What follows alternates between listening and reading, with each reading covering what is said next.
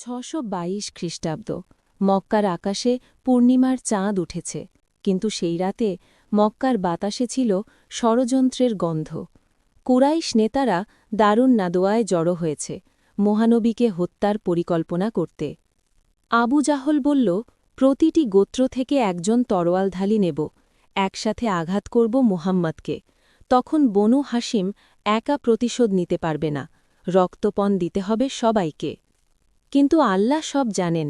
জিব্রাইল আলাইসাল্লাম নিয়ে এলেন ওহী, হে নবী, আজ রাতে তোমার বিছানায় ঘুমিও না, হিজরতের সময় এসেছে।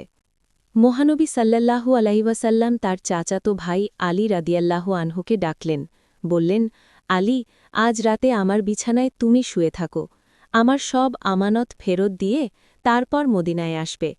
আলী তাৎক্ষণিক রাজি হলেন, মৃত্যুর মুখেও নির্ভয়ে। আলী শুয়ে পড়লেন সেই সবুজ চাদর গায়ে দিয়ে। তার হৃদয়ে ছিল না একটুও ভয়, কারণ আল্লাহর পথে জীবন দেওয়াই তো সবচেয়ে বড় সম্মান। মহানবী ঘর থেকে বের হলেন। কুরাইশ তরোয়ালধারীরা দরজার সামনে বসেছিল। তিনি সূরা ইয়াসিনের আয়াত তিলাওয়াত করতে করতে তাদের মধ্য দিয়ে হেঁটে গেলেন। আল্লাহর কুদরতে তারা ঘুমিয়ে পড়ল, একজনও দেখতে পেল না। এটাই আল্লাহর সাহায্য। মহানবী সরাসরি গেলেন তার প্রিয় বন্ধু আবু বক্কর রাদিয়াল্লাহু আনহুর কাছে। আবু বক্কর অপেক্ষায় ছিলেন, তিনি আগেই বুঝেছিলেন হিজরতের সময় আসছে। আবু বক্কর কাঁদতে লাগলেন আনন্দে, বললেন, ইয়া রাসূলাল্লাহ, আমি এই দুটি উট এই দিনের জন্যই প্রস্তুত রেখেছিলাম। মহানবী বললেন, আবু বক্কর, আমি এর মূল্য পরিশোধ করব। বন্ধুত্ব দায়িত্বশীলতা মেনে চলে। আবু বক্করের সাহসী মেয়ে আসমা রাদিয়াল্লাহু আনহা রাতের অন্ধকারে পথের জন্য খাবার বাঁধলেন। দড়ি না পেয়ে নিজের কোমরের বেল্ট 2 টুকরো করে খাবারের ঝুলি বাঁধলেন। ইতিহাস তাকে চেনে জাতুন নিতা কাইন, 2 বেল্টের মালকিন নামে। ভোরবেলা কুরাইশরা ঘরে ঢুকে দেখল আলী। তারা চিৎকার করে উঠল, মুহাম্মদ পালিয়ে গেছে। সারা মক্কায় ছড়িয়ে পড়ল খবর। শুরু হল মরিয়া খোঁজাখুঁজি। মহানবী এবং আবু বক্কর মক্কার দক্ষিণে সাউর পাহাড়ের দিকে চললেন। পথ ছিল কঠিন, পাথুরে। আবু বক্কর কখনো সামনে কখনো পেছনে হাঁটছিলেন, চারদিক পাহারা দিচ্ছিলেন প্রিয় বন্ধুকে। পাহাড়ের চূড়ায় সাউর গুহা, সংকীর্ণ প্রবেশপথ। এখানেই 3 রাত আশ্রয় নেবেন মহানবী এবং আবু বক্কর। গুহায় প্রবেশের আগে আবু বক্কর ভেতরে ঢুকলেন একা। গুহার সব গর্ত নিজের কাপড় দিয়ে বন্ধ করলেন, যাতে কোনো বিষাক্ত সাপ বা বিচ্ছু না থাকে। তারপর মহানবীকে ভেতরে আনলেন। এটাই সত্যিকারের বন্ধুত্ব। কুরাইশরা ঘোষণা দিল, যে মুহাম্মদকে ধরিয়ে দেবে তাকে দেওয়া হবে 100 উট পুরস্কার। সারা আরবে ছড়িয়ে পড়ল এই খবর। শত শত মানুষ বেরিয়ে পড়ল খুঁজতে। সেই রাতে আল্লাহর হুকুমে গুহার মুখে মাকড়সা জাল বুনল। একটি পাখি এসে বাসা বাঁধল, একটি পায়রা জুড়ি ডিম পারল। যখন কুরাইশরা পাহাড়ে উঠে আসবে, এই দৃশ্যই তাদের বিভ্রান্ত করবে। পরদিন ভোরে কুরাইশ দল পাহাড়ে উঠল। পদচিহ্ন অনুসরণ করতে করতে তারা গুহার ঠিক সামনে এসে পৌঁছল, মাত্র কয়েক কদমের দূরত্ব। একজন বলল, দেখো, মাকড়সার জাল অক্ষত আছে, পাখির বাসায় ডিম আছে, এখানে কেউ ঢোকেনি। অন্যরা ঘুরে গেল। আল্লাহ তার নবীকে রক্ষা করলেন, দুর্বল মাকড়সার জালের আড়ালে। গুহার ভেতরে আবু বক্কর কাঁপছিলেন, ভয়ে নয়, মহানবীর জন্য উদ্বেগে। ফুপিয়ে বললেন, ইয়া রাসূলাল্লাহ, আমার জন্য না, তোমার জন্য ভয় করছি। মহানবী মৃদু হেসে বললেন, লা তাহজান, ইন্নাল্লাহা মাআনা। দুঃখ করো না, নিশ্চয়ই আল্লাহ আমাদের সাথে আছেন। আবু বক্করের ছেলে আবদুল্লাহ দিনের বেলা মক্কায় থেকে সব খবর সংগ্রহ করতেন। রাতের অন্ধকারে পাহাড়ে উঠে বাবা এবং মহানবীকে সব জানাতেন। আবু বক্করের মুক্তিদাস আমের ইবনু ফুহাইরা প্রতিদিন ভেড়ার পাল নিয়ে পাহাড়ের নিচে আসতেন, পদচিহ্ন মুছে ফেলতে এবং দুধ সরবরাহ করতে। আসমা রাদিয়াল্লাহু আনহা প্রতি রাতে পাহাড়ে উঠে খাবার পৌঁছে দিতেন। মক্কার অলিগলিতে পাহারাদার, কুরাইশের গোয়েন্দা কিছুই তাকে থামাতে পারেনি। আবু জাহল একদিন আসমার কাছে এসে হুমকি দিল, বল, তোর বাপ কোথায়? আসমা সরাসরি চোখে চোখ রেখে বললেন, আমি জানি না। রাগে আবু জাহল তার গালে চড় মারল, কিন্তু আসমা এক পাও সরে দাঁড়ালেন না। তৃতীয় রাতে আসার পথ দেখানোর জন্য বিশ্বস্ত গাইড আবদুল্লাহ ইবনু উরাইকিত এলেন। তিনি মুশরিক হলেও তার আমানতদারিতা ছিল প্রশ্নাতীত। 3টি উট প্রস্তুত, একটি মহানবীর জন্য, একটি আবু বক্করের জন্য, একটি গাইডের জন্য। শুরু হল। যাত্রার আগে মহানবী মক্কার দিকে ফিরে তাকালেন, চোখে ছিল অশ্রু। বললেন, আল্লাহর কসম, হে মক্কা, তুমি আমার কাছে আল্লাহর সৃষ্টির মধ্যে সবচেয়ে প্রিয় ভূমি। তোমার আহলরা যদি আমাকে তাড়িয়ে না দিত, আমি কখনো তোমাকে ছেড়ে যেতাম না। তারা মদিনার সরাসরি পথ না নিয়ে লোহিত সাগরের তীর ধরে দক্ষিণ পশ্চিমে গেলেন, যেন কেউ আন্দাজ না করতে পারে। সুরাকা ইবনু মালিক নামে এক তরুণ খবর পেল 100 উটের পুরস্কারের। সে ঘোড়ায় চড়ে ছুটল। দিগন্তে দেখা গেল 3টি উটের ছায়া। সুরাকার হৃদয়ে লোভের আগুন জ্বলল। সুরাকা কাছে আসছে, হঠাৎ তার ঘোড়া হোঁচকে খেল। সে পড়ে গেল, উঠল, আবার এগোল, আবার পড়ল। তৃতীয়বার এগোনোর সময় ঘোড়ার পায়ের চারপাশে বালিতে আগুনের মতো ধোঁয়া উঠল এবং পা আটকে গেল। সুরাকা বুঝল এটি সাধারণ মানুষ নয়। সুরাকা চিৎকার করে বলল, আমাকে ক্ষমা করুন, আমি আর আসব না, আপনার বিরুদ্ধে কাউকে সাহায্য করব না। মহানবী বললেন, ছেড়ে দাও তাকে। তারপর যোগ করলেন, সুরাকা, কেমন লাগবে সেদিন যখন তুমি কিসরার সোনার কঙ্কন পরবে? সুরাকা হতবাক। একজন পলাতক মানুষ বলছেন কিসরার সোনার কঙ্কনের কথা। পরবর্তীতে ইতিহাস সাক্ষী, হজরত ওমরের খিলাফাতে সত্যিই সুরাকা সেই কঙ্কন পড়েছিলেন। পথে উম্মু মাবুদ নামে এক বেদুইন নারীর তাঁবুতে তারা থামলেন। খাবার ও পানি ছিল না, একটি শুকনো বকরি ছিল, দুধ নেই। মহানবী তার পিঠে হাত বুলালেন, আল্লাহর হুকুমে সে বকরির পালান ভরে দুধ এল। দুধ এত বেশি হল যে সবাই পান করল, উম্মু মাবুদের পরিবারও পান করল। তখনও পাত্র ভরা। উম্মু মাবুদ বুঝলেন এ মানুষ সাধারণ নয়। পরে উম্মু মাবুদের স্বামী এলে তিনি বর্ণনা দিলেন সেই মানুষটির, না বেশি লম্বা না বেশি খাটো, ঝকঝকে ফর্সা চেহারা, সুন্দর দাঁত, গলার আওয়াজ মিষ্টি, লম্বা ঘাড়, কালো চোখের পাপড়ি ঘন, কণ্ঠে মাধুর্য। এমন সুন্দর মানুষ আর দেখিনি। লোহিত সাগরের তীরে ভ্রমণ, নীল জলের পাশে উট, শান্ত বিকেলের আলো। তারা লোহিত সাগরের তীর ধরে এগিয়ে চললেন। বিশাল সমুদ্র একদিকে, মরুভূমি অন্যদিকে। এই পথ অপরিচিত, কিন্তু আল্লাহর উপর ভরসা অটল। গুহার ভেতরে বিষাক্ত সাপ আবু বক্করের পা কামড়েছে, তিনি নীরবে সহ্য করছেন। মহানবী জেগে আবু বক্করের ক্ষতে থুথু দিয়ে দোয়া করলেন, তাৎক্ষণিক সুস্থতা। মরুভূমিতে সূর্যাস্ত, বিশাল লাল আকাশ, ক্লান্ত কিন্তু দৃঢ় যাত্রীরা। কুরাইশের অশ্বারোহী দল পথে এগিয়ে আসছে, তারা সাগরের তীর খুঁজছে। তারার আলোয় পথ চলছেন তারা। মহাবিশ্বের আলো, আল্লাহর সৃষ্টি, পথ দেখাচ্ছে ইসলামের সবচেয়ে গুরুত্বপূর্ণ যাত্রীদের। মদিনার দিগন্ত প্রথম দেখা যাচ্ছে, সবুজ পাম গাছের রেখা দূরে। 8 দিন পর দিগন্তে দেখা গেল সবুজ মদিনার আভাস। আবু বক্কর আনন্দে কাঁদলেন। মদিনা, খেজুর বাগানের শহর। মক্কার বালুময় পাথুরে রাস্তার পর এই সবুজ মরুদ্যান যেন জান্নাতের ছোট্ট টুকরো। মদিনার মানুষ অপেক্ষায় ছিল। যেই খবর পেল, ছুটে এলো শিশু থেকে বৃদ্ধ। বনু নজ্জার গোত্রের মেয়েরা ডফ বাজিয়ে গান গাইতে লাগল, তালা আল বদরু হালাইনা, আমাদের মাঝে পূর্ণিমা উদয় হয়েছে। আল্লাহর প্রতি কৃতজ্ঞতা জানানো ওয়াজিব, যতক্ষণ একজন দায়ীও থাকে। প্রতিটি পরিবার চাইছে মহানবীকে নিজের ঘরে রাখতে। কে পাবে এই সম্মান? মহানবী বললেন, আমার উটনীকে ছেড়ে দাও, সে যেখানে বসবে সেটাই আমার ঠিকানা। উটনী চলতে লাগল, তারপর একটি খালি জায়গায় বসে পড়ল, উঠল, আবার বসল, এখানেই থামল। এই জায়গায় পরে নির্মিত হবে মসজিদে নববী, ইসলামের দ্বিতীয় পবিত্রতম স্থান। আবু আইয়ুব আনসারী রাদিয়াল্লাহু আনহু দৌড়ে গিয়ে মহানবীর মালপত্র তুলে নিলেন। আমার বাড়িতে আসুন। মহানবী হাসলেন। ইতিহাসের সবচেয়ে সম্মানিত অতিথি হলেন আবু আইয়ুব আনসারীর ঘরে।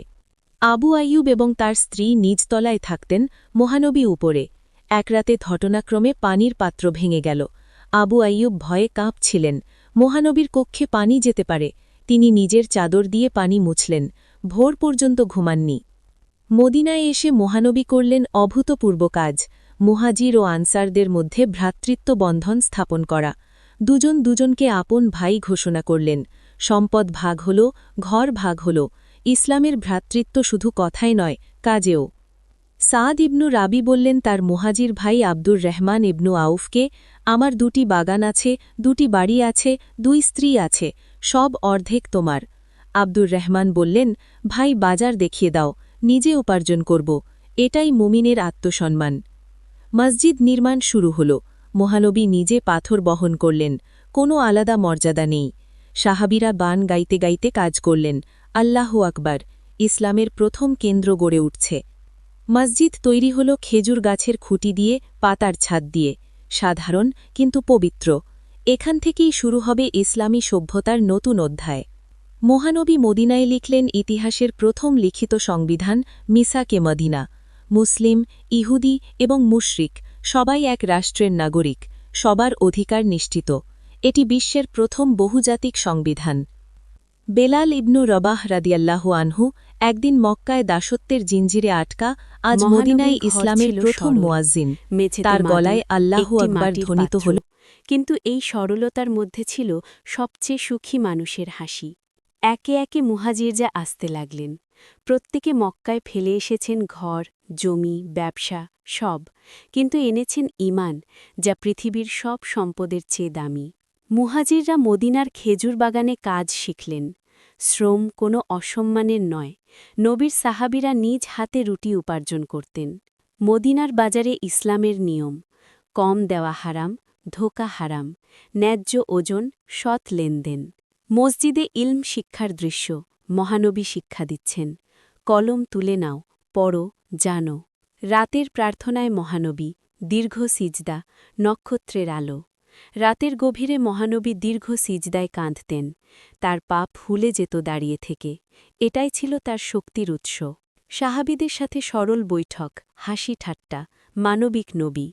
মহানবী ছিলেন সবচেয়ে মানবিক মানুষ। শিশুদের সাথে খেলতেন, অসুস্থদের দেখতে যেতেন, দরিদ্রের পাশে বসতেন। আবু হুরায়রা মসজিদের সুফফায় ঘুমাচ্ছেন, আহলুস সুফফার দৃশ্য। আহলুস সুফফা, মসজিদের বারান্দায় থাকা নিঃস্ব সাহাবীরা। তাদের ছিল না কিছু, কিন্তু ছিল ইলম ও ঈমান, সবচেয়ে বড় সম্পদ। ইয়াহুদি পণ্ডিত আবদুল্লাহ ইবনে সালাম ইসলাম গ্রহণ। মদিনার প্রখ্যাত ইয়াহুদি পণ্ডিত আবদুল্লাহ ইবনে সালাম মহানবীর মুখ দেখেই বললেন, এই মুখ মিথ্যাবাদীর নয়। তিনি ইসলাম গ্রহণ করলেন। মসজিদে নববীর বিস্তার, নতুন ঘর সংযোজন। মুসলিমদের সংখ্যা বাড়ছে, মসজিদ বড় হচ্ছে, ইসলামের ছায়া ছড়িয়ে পড়ছে। খেজুর গাছের নিচে কাজী ও বিচার, ন্যায় বিচারের দৃশ্য। মহানবী নিজেই ছিলেন সর্বোচ্চ বিচারক, ধনী গরিব সবার জন্য সমান আইন। মদিনায় প্রথম বৃষ্টি, আনসারদের খুশি, খেজুর বাগানে সবুজ। মদিনায় বৃষ্টি নামল, আনসারের বাগান সবুজ হল, মুহাজিরদের চোখে আনন্দের অশ্রু, নতুন জীবন শুরু হয়েছে। হিজরতের 2 বছর পর 624 সালে কুরাইশ বাহিনী এগিয়ে এল মদিনার দিকে। বদরের প্রান্তরে মুখোমুখি হবে 2 বাহিনী। মাত্র 313 জন মুসলিম, সামনে 1000 কুরাইশ। মহানবী আল্লাহর কাছে কাঁদতে কাঁদতে দোয়া করলেন, হে আল্লাহ, যদি এই দলটি ধ্বংস হয়, পৃথিবীতে আর কেউ তোমার ইবাদত করবে না। আল্লাহ সাহায্য করলেন। আল্লাহ ফেরেশতা পাঠালেন। কুরাইশরা ভয়ে কাঁপল, তারা পালাতে লাগল। বদরের যুদ্ধে অলৌকিক বিজয় এল। বদরের বিজয় কেবল যুদ্ধের বিজয় নয়, এটি ছিল সত্যের ওপর মিথ্যার পতনের প্রথম মাইল ফলক। মহানবী সিজদায় পড়লেন, সব প্রশংসা কেবল আল্লাহর। উহুদের যুদ্ধের প্রস্তুতি, মহানবীর নির্দেশনা। উহুদের যুদ্ধ, 625 সাল। কুরাইশ ফিরে এল 3000 সৈন্য নিয়ে, ইসলামের দ্বিতীয় বড় পরীক্ষা। তীরন্দাজদের পাহাড় ছেড়ে যাওয়া, সুযোগের ভুল। মহানবী 50 জন তীরন্দাজকে পাহাড়ে রাখলেন, যাই হোক নড়বে না, কিন্তু বিজয় দেখে অনেকে নেমে এল। এই ভুলের মূল্য দিতে হল। হামজা রাদিয়াল্লাহু আনহুর শাহাদত, শোকের দৃশ্য। সিংহ হামজা রাদিয়াল্লাহু আনহু শহীদ হলেন। মহানবী চাচার দেহ দেখে কাঁদলেন, কিন্তু আল্লাহর ওপর আস্থা রাখলেন। মহানবী নিজেও আহত হলেন, দাঁত ভাঙল, মাথায় লাগল, কিন্তু বললেন, হে আল্লাহ, আমার কওমকে হেদায়াত দাও, তারা জানে না। উহুদের পরে মদিনায় ফিরে আসা, শোক কিন্তু সাহস। উহুদ ছিল সাময়িক বিপর্যয়, কিন্তু মুসলিমরা ভেঙে পড়েননি। ব্যর্থতা থেকে শিক্ষা নেওয়াই প্রকৃত সাফল্য। খন্দকের যুদ্ধ, পরীক্ষা খনন, অভূতপূর্ব কৌশল। 627 সাল, 10,000 শত্রু। সালমান ফার্সির পরামর্শে মদিনার চারপাশে খাই খোঁড়া হল। এই কৌশল আরবরা আগে দেখেনি। শত্রুবাহিনী এসে থেমে গেল। খাইয়ের ওপার থেকে আক্রমণ করা সম্ভব নয়। বিশাল বাহিনী অকেজো হয়ে পড়ল।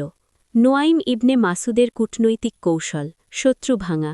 নোয়াইম ইবনে মাসুদ গোপনে মুসলিম হয়ে শত্রুদের মধ্যে অবিশ্বাস ছড়িয়ে দিল। একে অন্যকে বিশ্বাস করা বন্ধ করল। ঝড়ে শত্রু শিবির ভেঙে পড়া, তারা পালাল। আল্লাহ পাঠালেন ঝড়। শত্রুর তাঁবু উড়ে গেল, রান্নার আগুন নিভে গেল, ঘোড়া ছুটে গেল। আবু সুফিয়ান বলল, পালাও। আল্লাহু আকবর ধ্বনিতে মদিনা কাঁপল।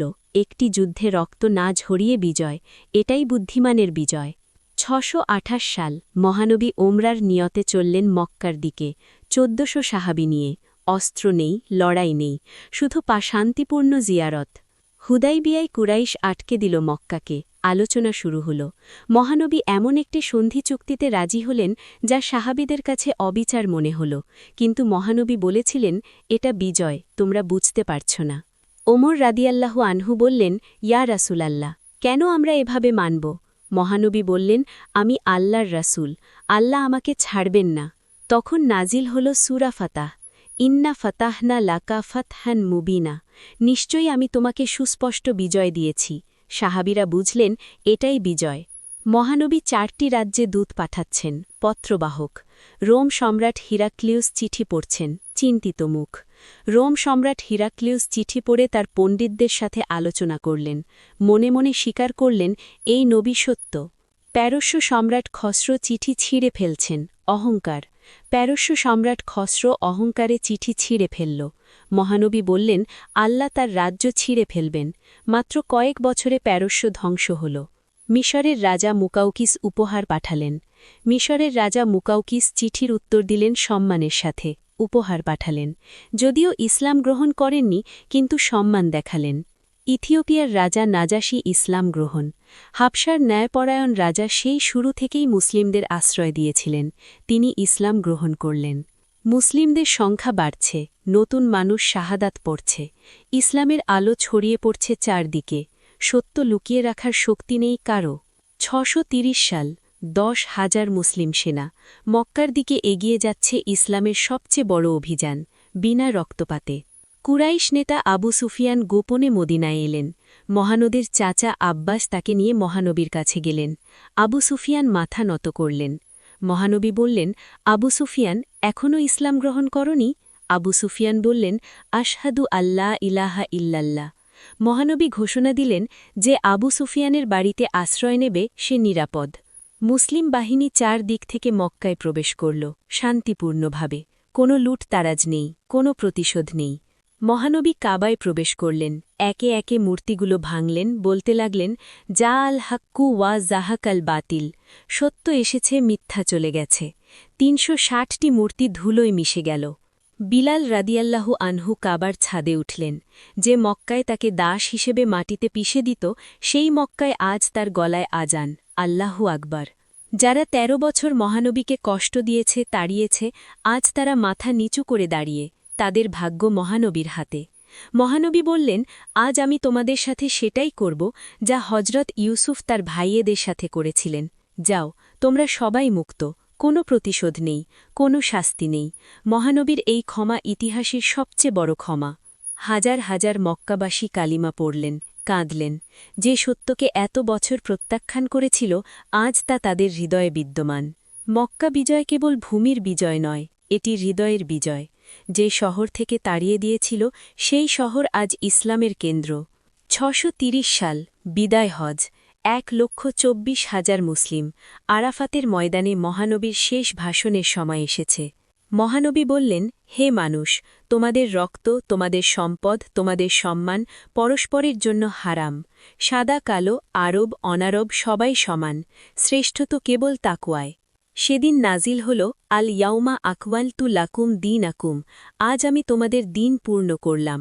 ওমর রাদিয়াল্লাহু আনহু কাঁদলেন, বুঝলেন নবীর বিদায়ের সময় কাছে। মহানবী 3 বার জিজ্ঞাসা করলেন, আমি কি পৌঁছে দিয়েছি? লক্ষাধিক কণ্ঠ গর্জে উঠল, হ্যাঁ। তিনি আকাশের দিকে তর্জনী তুললেন, হে আল্লাহ, তুমি সাক্ষী থেকো। মদিনায় ফিরলেন মহানবী, কিন্তু সাহাবীরা অনুভব করলেন কিছু একটা পরিবর্তন হয়েছে, সব কাজ যেন শেষ হবার ইঙ্গিত দিচ্ছে। মহানবী অসুস্থ হলেন, আয়েশা রাদিয়াল্লাহু আনহার কামরায় থাকতে চাইলেন। জ্বর বাড়ছে, কিন্তু নামাজের সময় হলে মসজিদে যাওয়ার চেষ্টা করেন। শেষবারের মতো পর্দা সরিয়ে মসজিদের দিকে তাকালেন। সাহাবীরা নামাজ পড়ছেন, তার মুখে হাসি ফুটল। বললেন, ইসলামকে ধরে রেখো, নামাজ রক্ষা করো। আয়েশার কোলে মাথা রেখে মহানবী চোখ বন্ধ করলেন। শেষ কথা ছিল, আর রাফিকুল আলা, সর্বোচ্চ সঙ্গী, অর্থাৎ আল্লাহর সঙ্গী। সোমবার ১২ রাবিউল আউয়াল তিনি চলে গেলেন। ওমর রাদিয়াল্লাহু আনহু তলোয়ার হাতে বললেন, যে বলবে মোহাম্মদ মারা গেছে তাকে হত্যা করব। আবু বক্র মৃদু কণ্ঠে বললেন, ওয়া মোহাম্মদুন ইল্লা রাসূলুন, মোহাম্মদ একজন রাসূল মাত্র।